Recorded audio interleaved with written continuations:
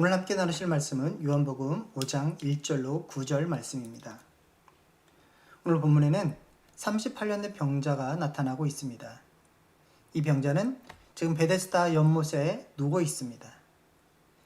연못에는 옛날부터 들려오는 전설이 있습니다. 가끔 천사가 내려오면 그 물이 움직이게 끓어오름의 현상이 나타나는데 그때 제일 먼저 그 못에 들어가는 사람은 어떤 병이든지 고침을 받을 수 있다는 전설입니다. 38년 된 병자는 이 전설을 믿는 많은 사람들 중에 한 사람으로 연못에서 물이 움직이기만을 기다리지만 그는 결코 연못에 제일 먼저 들어갈 수가 없었습니다. 그는 혼자서는 움직일 수가 없기 때문입니다. 아무리 오랜 기간을 기다린다 할지라도 그는 연못에 들어갈 수 없어서 애타는 마음으로 마냥 연못만을 쳐다보고 있었습니다. 그런데 예수님께서 그에게 다가가시면서 오늘의 이야기가 시작됩니다. 38년 된 병자와 베데스다 연못에 모여있는 수많은 병자들이 기다리고 있는 것은 과연 무엇입니까? 전설로 내려오는 이야기, 즉 천사가 내려와 물이 움직이기만을 기다리고 있었습니다. 오직 그때 병이 낫기만을 간절히 바라지만 시간이 지날수록 오히려 좌절과 슬픔에 잠기게 됩니다. 그리고 그 속에는 한탄과 함께 자기 질병에 대한 분노가 가득해질 것입니다. 38년 된 병자가 베데스다의 연못에 있다 해서 그의 문제가 해결되지 않았습니다. 좌절감을 극복할 수가 없었습니다. 더욱더 깊은 절망에 빠지게 됩니다. 38년 된 병자는 스스로 움직일 수가 없기 때문에 물이 움직인다 할지라도 제일 먼저 그가 못에 들어갈 수가 없었습니다. 이 38년 된 병자를 통해서 우리가 생각해 볼 것은 인간이 누구이냐입니다. 전설에 의하면 천사가 와서 물을 움직이게 할 때 누구든지 그 못에 제일 먼저 들어가면 병이 낫는다고 했는데 물이 움직일 때 들어갈 수 있는 방법이 없는 게 이 38년 된 병자의 모습이고 어찌 보면 이것이 바로 우리 인간의 모습과 유사해 보입니다. 우리 인간은 구원을 간절히 바라고 있습니다. 그러나 중요한 것은 우리 스스로 구원을 이룰 수 없다라는 사실입니다. 내가 노력해서 얻을 수 있는 구원이 결코 아닙니다. 구원은 오직 은혜입니다. 그러나 그 은혜가 무엇인지조차도 모르는 것이 인간의 본질입니다. 38년 된 병자가 기다리는 것은 무엇입니까? 천사를 기다리고 있습니다. 못에 들어가려는 이유가 무엇입니까? 병이 낫기를 위해서 못에 들어가려고 합니다. 그런데 어떻게 들어갈 수 있습니까? 다른 사람보다 건강해서 다른 사람보다 잘 걷고 걷는 정도가 아니라 누구보다 빨리 뛰어야 제일 먼저 그 못에 들어갈 수 있습니다. 그러면 그 정도로 건강하고 빨리 뛸 수 있는 사람이라면 못에 들어갈 필요가 없지 않나요? 지금 38년 된 병자에게 필요한 것은 천사가 내려오고 물이 움직이는 것이 아닙니다. 물이 움직일 때 누군가가 와서 자기를 넣어줄 사람이 필요한 것이 아니라 지금 자기 옆에 계신 예수님이 어떠한 분인가를 알아야만 했습니다.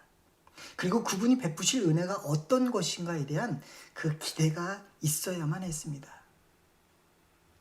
베데스다는 자비의 집이라는 뜻을 가지고 있었습니다. 하나님의 자비와 은혜로 충만하여 사람들이 기뻐하며 감격해야 될 터인데 아이러니하게도 그곳은 처절한 경쟁과 절망, 소망 없음의 족살들로 가득한 곳이 바로 베데스다 못이었습니다. 그런데 자비의 집이라고 하는 그 베데스다에는 자비가 없는 역설적인 모습이 또 다른 모습들이 나타나고 있습니다. 율법을 귀하게 여기는 바리새인들이 진정한 말씀이시고 율법의 완성이 되시는 예수님을 멸시하고 있습니다. 자신들을 구원할 왕을 기다리고 있던 유대인들은 진정한 왕이신 예수님을 거부하고 있는 바로 그런 역설적인 모습들이 계속해서 베데스다의 못에서 일어나고 있습니다. 은혜가 있어야 할 곳에 은혜가 없으면 이런 상황이 발생하게 됩니다. 이런 모습을 보면서 저는 교회를 생각해 보았습니다. 교회는 마치 베데스다와 같은 곳입니다. 하나님의 은혜가 있는 곳이고 소망이 있는 곳입니다. 세상에 소망이 없는 사람들이 모인 곳이 교회입니다. 세상에서 좌절하고 절망된 사람들이 모인 곳입니다. 세상에는 소망이 없지만 교회에는 주님이 계시기에 은혜가 있고 소망이 있습니다. 세상과 교회는 분명히 달라야 합니다. 이 다름을 세상에 보여주어야만 하는 것이 바로 교회입니다. 그러면 예수님의 반응은 무엇입니까? 이처럼 38년 된 병자는 좌절과 절망 가운데 있을 때 주님이 찾아오셨습니다. 6절을 보면 예수께서 그 누운 것을 보시고 병이 벌써 오랜 줄 아시고 이르시되 내가 낫고자 하느냐라고 말씀하십니다. 예수님께서 내가 낫고자 하느냐라고 물으실 때 그러면 당연히 나와야 할 병자의 대답은 무엇입니까? 네, 낫고 싶습니다. 제발 좀 고쳐주십시오 라는 말이 당연한 것일 것입니다. 그런데 그 병자의 대답은 무엇입니까? 7절에 병자가 대답하되 주여 물이 동할 때에 나를 못에 넣어줄 사람이 없어 내가 가는 동안에 다른 사람이 먼저 내려가나이다. 38년 된 병자는 예수님이 어떤 분인지를 전혀 알지 못하고 있습니다. 아마 예수님에 대한 소문도 듣지 못했던 것 같습니다. 예수님의 신성에 대해서는 아니라 할지라도 예수님의 병 고치는 능력에 대해서만이라도 소문을 들었다면 고쳐달라고 애원했을 것입니다. 그런데 그는 예수님을 그런 시각으로 보지 못하고 낫고자 하느냐 하실 때에 오히려 예수님에 대해서 하소연하고 있습니다. 자신을 못에 넣어줄 사람이 없어서 이렇게 고생하고 있다고 원망과 불평 속에 있습니다. 이 병자는 아직도 상황 파악을 하지 못하고 있습니다. 그가 예수님을 바라보고 예수님께서 어떤 분이신가를 안다면 그에게는 그런 원망과 불평이 없어질 것입니다. 그런데 그는 누군가가 자신을 못에 넣어주지 않았기 때문에 그 고생을 한다고 불평합니다. 그 모든 질병을 고치시고 회복하실 길이요 진리요 생명이신 주님께서 그의 곁에 계심에도 불구하고 그 사실을 인식하지 못하고 여전히 베데스다 연못을 바라만 보고 있을 뿐입니다. 이 병자는 여전히 주님이 곁에 계심에도 자신의 병에 대해서 자신의 살 길을 스스로 가지고 그것을 내려놓지 못하고 있습니다. 오직 저희 못에 들어가야만 고침을 받을 수 있다, 문제가 해결될 수 있다고 생각하고 있습니다. 주님을 바라보는 것이 아니라 그는 오직 물이 움직이기만을 바라보고 있습니다. 주님이 옆에 계시고 나와 함께 하심에도 불구하고 우리의 시선은 어디에 있습니까? 우리의 관심은 늘 세상의 것들에 초점을 맞추고 있지 않나요? 주님께 우리의 시선을 맞춰야 합니다. 우리의 모든 관심을 주님께 두어야만 합니다. 행각에 모여있는 사람은 38년 된 병자만이 아닙니다. 3절에 보면 많은 병자들이 모여 있습니다. 이들 모두가 38년 된 병자와 같은 마음을 가지고 있을 것입니다. 그들 모두가 못에 들어가야만 한다는 생각 때문에 그 못을 떠나지 못하고 포기하지 못하고 있습니다. 그런데 그 속에서 가장 심한 병자를 먼저 넣어주려고 자기가 들어가는 것을 포기하는 사람이 있을까요? 결코 그런 일은 없을 것입니다. 이것이 바로 세상의 방식입니다. 베데스다 못은 아주 치열한 경쟁 구조를 가지고 있습니다. 빠른 자, 좀 더 건강한 자만이 살 수 있는 곳입니다. 기회는 단 한 사람밖에 주어지지 않습니다. 그럴 때 그곳에 있는 병자에게는 주위에 있는 다른 병자들은 동료로서가 아니라 너만 없으면 이라는 생각이 가득할 것입니다. 너만 없으면 내가 들어갈 수 있다라는 생각을 하게 됩니다. 그렇기 때문에 여기에는 은혜라는 것은 없습니다. 오직 경쟁만 있을 것이죠. 세상은 치열한 경쟁 사회입니다. 경쟁에서 이기지 못하면 살아갈 수 없는 구조입니다. 그래서 내가 살기 위해서 남을 짓밟고 일어서야만 합니다. 다른 사람이 어떻게 되든 말든 나만 잘 되면 그만입니다. 다른 사람들의 불행을 보면서도 나만 아니면 괜찮다. 이것이 바로 세상의 원리 아니겠습니까? 그러나 교회는 달라야죠. 세상에 경쟁의 모습들이 있어서는 안 됩니다. 베데스다 연못의 물이 움직일 때 나보다 더 심한 사람이 먼저 들어갈 수 있도록 양보하고 그를 못에 먼저 넣어주면 안 되나요? 교회라면 그래야 되지 않나요? 교회가 이 정도는 되어야 하지 않습니까? 그런데 현실은 어떻습니까? 세상과 별반 다르지 않는 그런 모습들이 교회 안에서 일어나고 있습니다. 교회 안에서도 그 경쟁들이 치열하게 일어나고 있습니다. 베데스다 연못에 그 경쟁 묻지 않습니다. 남들보다 내가 더 잘 돼야 하고 내가 인정받아야 되고 내가 더 높아져야 하는 그런 모습들이 너무나도 많이 나타나고 있는 것이 오늘날 우리의 현실입니다. 교회는 경쟁하는 곳이 되어서는 안 됩니다. 그렇다면 교회의 모습은 어떤 모습이어야 할까요? 히브리서 10장 23절로 24절에서는 우리가 믿는 도리의 소망을 움직이지 말며 굳게 잡고 서로 돌아보아 사랑과 선행으로 격려하며 하나 되어 함께 그리스도를 닮아가는 교회여야 합니다. 나만 아니면 되는 것이 아니라 우리 함께여야 합니다. 함께 그리스도의 몸을 이뤄가야 합니다. 나 혼자 할 수 있는 문제가 결코 아니기 때문입니다. 오늘 본문에서는 은혜와는 상관없는 삶을 살아가고 있는 유대인들을 대상으로 무엇인가를 깨닫게 하시기 위해서 예수님께서는 38년 된 병자에게 접근하셨습니다. 예수님을 알아보지도 못하고 예수님에게 도움을 청하지 않는 믿음 없는 그런 병자에게 내가 낫고자 하느냐라고 질문하십니다. 예수님께서는 단순한 자비로서 질병으로 고통당하는 자를 불쌍히 여기시는 것이 아니라 사망의 고통에서 영원히 살아가야만 하는 것을 불쌍히 여기셨습니다. 그러므로 예수님께서는 베데스다 못의 사람들에게 그리고 유대인들에게 참된 신앙이 무엇인가를 가르치고 계십니다. 이것이 바로 예수님의 자비라 할 수 있습니다. 그렇다면 38년 된 병자를 통한 주님의 의도하심은 무엇일까요? 8절로 9절을 보면 예수님께서 가라사대 일어나 내 자리를 들고 걸어가라 하시니 그 사람이 곧 나아서 자리를 들고 걸어가니라 라고 말하고 있습니다. 38년 된 병자는 자신이 나을 수 있는 방법은 못에 제일 먼저 들어가는 것이라고 생각했습니다.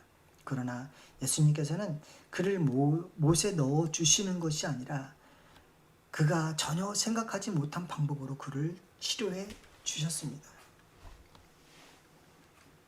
이 병자만이 아니라 당시의 모든 유대인들까지도 이러한 생각에 사로잡혀 있었습니다. 오직 못에 들어가야만 병을 고침받을 수 있다. 자신들의 행위적인 신앙으로 구원을 이루고자 하는 노력들이라 할 수 있습니다.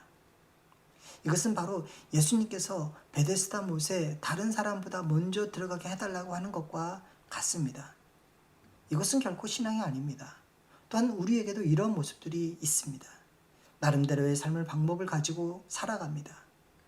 지금 직장에서 안정적으로 살고 좋은 직장을 얻는 것이 삶의 최고의 목표이고 내 자식 공부를 잘해서 더 좋은 대학에 들어가는 것이 최고의 기도 제목이 아닙니까? 내가 붙들고 있는 이 10년, 세상을 살아가는 좋은 방법을 달라고 기도하고 계시진 않습니까? 남들보다 내가 잘되고 내가 원하는 것들을 성취하면 기도의 응답이고 좋은 신앙이라고 생각하십니까? 신자는 항상 잘되고 만사가 형통하고 무탈해야 합니까? 그런데 성경을 보면 신자에게는 고난이 있습니다. 요셉의 형통을 모두가 좋아하지만 요셉의 고난은 외면하고 있습니다. 다니엘의 영화를 동경하지만 그가 신앙을 지키기 위해서 감당해야만 했던 그 고난들은 생각하지 않습니다. 좋은 신앙이란 무엇인가요? 오늘 본문을 가지고 생각해 본다면 좋은 신앙이란 일어나 내 자리를 들고 걸어가라는 말씀에서 찾아볼 수 있습니다. 38년 된 병자는 예수님의 이 말씀을 듣고 자리를 들고 걸어갔습니다. 이것은 놀라운 기적입니다. 단지 한 사람의 병을 고쳐주신 걸로 끝나는 것이 아니라 그 사건을 보고 있는 수많은 사람들이 자신이 살 수 있는 유일한 방법이라고 생각했던 그 모든 것을 무용지물로 만들어 버렸습니다. 못에 들어가야만 고침을 받을 수 있고 살 수 있다고 생각하는 그 사람들 앞에서 38년 된 병자가 주님의 그 말씀 한마디로 나아서 걸어갔습니다. 이것이 바로 예수님만이 생명이심을 말해주고 있습니다. 세상의 돈, 명예, 좋은 직장, 대학이 전부가 아니라 예수님만이 참 생명이시고 주님의 말씀으로만 살아가는 인생이 참된 인생임을 말해주고 있습니다. 지금 우리가 붙잡고 있는 것이 무엇입니까? 지금 여러분들이 기도하고 있는 것은 무엇입니까? 우리가 가지고 붙잡고 있는 삶의 방법들을 포기할 수 있습니까? 내려놓을 수 있습니까? 그것을 포기하고 내려놓고 주님께 나아가야 합니다. 내 생각들을 내려놓고 주님의 방법대로 살아가야 합니다. 주의 은혜가 우리에게 필요합니다. 지금 내가 이 은혜를 충만히 누리고 있는지 우리는 점검해야만 합니다. 마태복음 16장 24절에 이에 예수께서 제자들에게 이르시되 아무든지 나를 따라오려거든 자기를 부인하고 자기 십자가를 지고 나를 쫓을 것이니라 라고 말하고 있습니다. 참된 신앙의 자세는 자기 나름대로의 삶의 방법을 가지고 있지 않습니다. 그리고 자신의 삶의 방법으로 살아가는 것을 얻을 수 있도록 도와달라는 요구도 하지 않습니다. 오직 예수 그리스도에게만 소망을 두려고 힘쓰는 그것이 바로 참된 신앙의 자세입니다. 말씀을 정리하겠습니다. 기적이 무엇입니까? 여러분은 어떤 기적을 기대하고 계십니까? 또 은혜가 무엇입니까? 예수님을 만나는 것이 진정한 기적이고 은혜 아니겠습니까? 예수님을 만남으로 인해서 내 인생이 새롭게 변화되는 것이 기적입니다. 예수님께서는 38년 된 병자를 찾아오셨습니다. 예수님이 누구인지 알아보지도 못했습니다. 그러나 예수님께서는 그를 고쳐주셨습니다. 그의 믿음을 보신 것도 아닙니다. 그의 순종 때문도 아니었습니다. 오직 예수님의 찾아오심의 은혜의 결과였습니다. 예수님께서는 지금 우리에게 어찌 보면 이렇게 말씀하십니다. 내 자리를 들고 걸어가라. 내가 지금까지 붙잡고 살아왔던 그 모든 것들을 버리고 오직 주의 방법대로 말씀대로 살아가는 것이 바로 은혜의 삶이라는 것을 말씀하고 계십니다. 어찌 보면 지금까지 내가 붙잡고 있던 그 모든 것들은 소망 없는 것들에 지나지 않습니다. 그러면 소망 없는 것들을 포기하고 내려놓고 오직 소망이신 예수 그리스도만을 붙잡고 살아가야 되지 않겠습니까? 주님이 우리에게 말씀하십니다. 일어나라. 소망 없는 것들을 버리고 온전히 주님만을 따르라고 말씀하십니다. 은혜를 입은 신자는 십자가로 새롭게 거듭난 자입니다. 우리는 더 이상 나를 위해 살아가는 존재가 아니라 오직 예수로만 살아가는 새로운 피조물이 되었습니다. 주님께서 베데스다 못에서 38년 된 병자에게 은혜를 주셨듯이 우리 또한 은혜 입은 자들입니다. 이 사실을 망각해서는 안 됩니다. 은혜 없는 자의 삶, 소망 없는 것들을 여전히 붙잡고 살아가는 그런 삶이 되어서는 안 됩니다. 나의 능력을 가지고 나를 세우는 그런 교만한 삶이 아니라 오직 은혜 입은 자의 모습을 간직하며 주님 앞에서 순종함으로 주님만을 바라보며 살아가는 그 겸손한 삶이어야 합니다. 찬양 중에 은혜 아니면이라는 찬양이 있습니다. 그 찬양의 후반에 보면 크신 교회 다 볼 수도 없고 작은 고난에 지쳐도 죽게 묶인 나의 모든 삶 버티고 견디게 하시네. 은혜 아니면 살아갈 수가 없네. 나의 모든 것 다 주께 맡기니 참된 평안과 위로 내게 주신 주 예수, 오직 예수뿐이네. 우리는 은혜 아니면 살아갈 수 있는 존재가 아닙니다. 이것이 바로 신자의 정체성입니다. 갈라디아 2장 20절의 말씀을 보고 말씀을 마치겠습니다. 내가 그리스도와 함께 십자가에 못 박혔나니 그런즉 이제는 내가 사는 것이 아니요 오직 내 안에 그리스도께서 사시는 것이라. 이제 내가 육체 가운데 사는 것은 나를 사랑하사 나를 위하여 자기 자신을 버리신 하나님의 아들을 믿는 믿음 안에서 사는 것이라. 오직 주의 은혜만으로 살아가시는 우리 모두가 되시길 주님의 이름으로 축원합니다.